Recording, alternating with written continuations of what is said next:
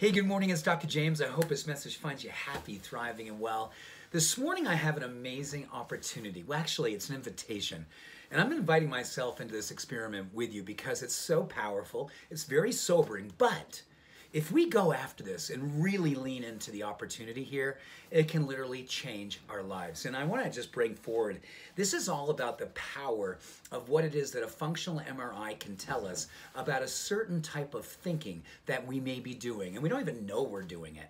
Have you ever heard of the word rumination? I know you've heard of it. But do you really know where it comes from? Rumination actually comes distantly from a Latin root, which is all about chewing one's cud. They used to say that rumination is like chewing the cud when cows would actually chew on something, start to swallow it, to digest it, but instead of digesting it, they bring it back up again. I know it's kind of gross, and then they chew on it some more.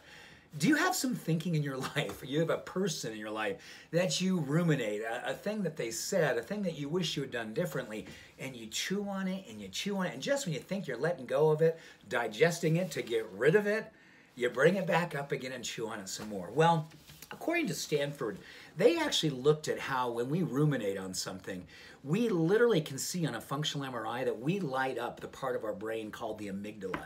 Now, the amygdala is associated with fear and stress and smallness and just putting up our guard and not allowing ourselves to thrive in our life. And the more that we ruminate, the more that we hold on to stinking thinking and recirculate old beliefs that no longer serve us, don't forgive people, don't let go of things that have happened, we are literally reinforcing the fear base in our brains. And as the amygdala gets more attention and more energy, it starts to take over our life.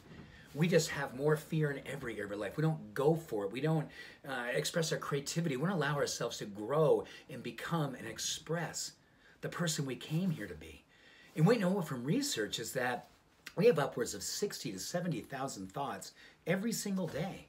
And if we have recycled old thinking, stuff that doesn't serve you, stuff that holds you back, and it's kind of like shackling yourself to self-oppression or putting someone else in a penalty box and not forgiving them, it is literally keeping our lives from being expanding, from healing, from being love.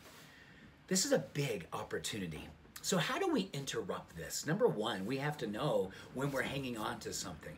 We got to be the kind of person that says, you know what? This isn't serving me anymore. Holding me back by not forgiving a part of myself or not forgiving a person who did something in my life in such a way that I can move forward and not hang on to it, not think and ruminate on it over and over again, that's where the healing begins. And I'm a giant fan that you and I have opportunities to bring compassion into all of our relationships.